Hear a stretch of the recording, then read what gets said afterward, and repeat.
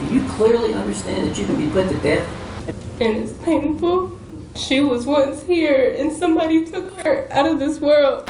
In a world full of joy and innocence, there are sometimes stories that shake us to our core. Stories that make us question our faith in humanity. One such story is that of Shaniya Davis. This is a tale that begins with a disappearance, but soon reveals something much darker. A 5-year-old girl who should have lived a life full of hope and dreams instead became a symbol of one of the most heartbreaking tragedies of modern times. Over the next minutes, we will explore every aspect of this case and try to understand how something so terrible could happen in the heart of a small town in North Carolina. Fayetteville, North Carolina, a city known for its proximity to Fort Bragg, one of the largest military installations in the world. Here, like in many other small towns, there is a strong sense of community and safety. But what would happen in November 2009 would change everything. The Davis family. To understand what happened to Shaniya, we must start with her family. Antoinette Davis, Shaniya's mother, was a woman struggling with many issues. Financial difficulties, drug abuse, and an unstable home were part of the daily life for the Davis family. Antoinette had a complicated relationship with Shaniya's father, Bradley Lockhart. After living apart for a time, Antoinette struggled to keep her life and her children together. Those who knew Antoinette describe her as a mother who tried to give her children the best, but who constantly seemed to fall back into old habits. Poverty and social isolation made it difficult for her to break free from the vicious cycle. Poverty is a harsh reality that can drive people to desperate actions, and in Antoinette's case, desperation was a dangerous driving force. But despite their difficulties, there was still love in their home. Shaniya was a bright spot in her mother's life, a girl full of energy and joy. No one could have anticipated the horrific path their lives were about to take. The disappearance. On November 10, 2009, Shaniya was reported missing. Antoinette Davis contacted the police, stating that her daughter was gone, and that someone must have taken her from their home. What began as a missing person investigation would soon develop into something much more frightening. The police immediately launched a large search effort, and the entire Fayetteville community rallied to find the little girl. The search quickly became national news, with thousands of people following every development. But as the police began to dig deeper into the case, a darker story started to emerge.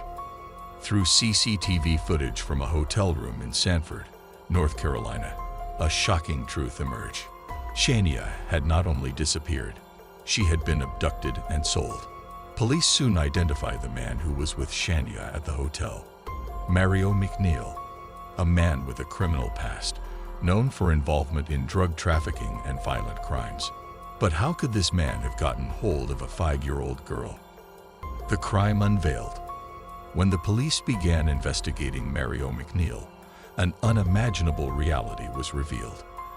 Through phone calls and testimonies, it came to light that Antoinette Davis herself had sold her daughter to McNeill for money, an act that shocked and horrified the entire nation.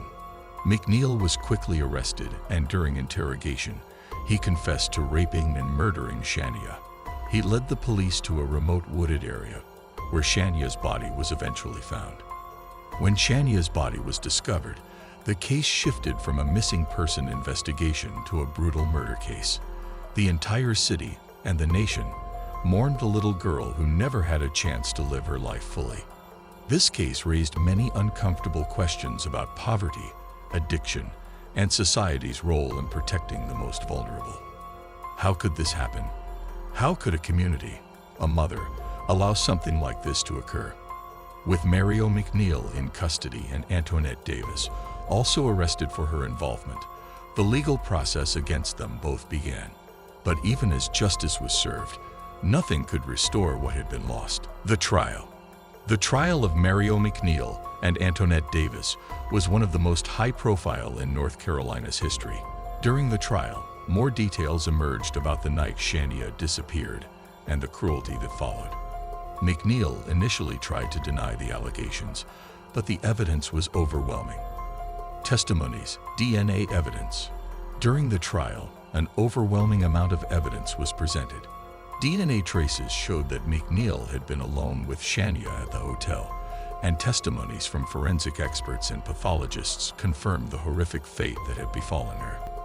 Shaniya's father, Bradley Lockhart, was also present during the trial and testified about the terrible pain of losing his daughter in this way. His words, full of grief and anger, deeply moved both the jury and the public. Antoinette Davis, who initially remained relatively silent and emotionless during the trial, also faced justice. Her defense attorneys tried to portray her as a victim of circumstances, someone who had acted under pressure and desperation.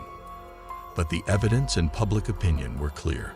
She had sold her daughter for money, an act that would forever mark her as a monster in the eyes of the public. After a lengthy trial, the jury found Mario McNeill guilty on all counts. For the rape and murder of Shaniya Davis, he was sentenced to death. Although he tried to show no remorse during the trial, nothing could hide the abominable actions he had committed. Antoinette Davis was sentenced to at least 17 years in prison for her role in the crime. While she avoided the death penalty, she would never escape the social stigma that followed her actions. When the courtroom fell silent after the verdicts were delivered, it was clear that even though justice had been served, nothing could ever repair the deep wound left by the Shaniya Davis case. Aftermath and reflection. After the trial and the verdicts, a community began to grieve and reflect.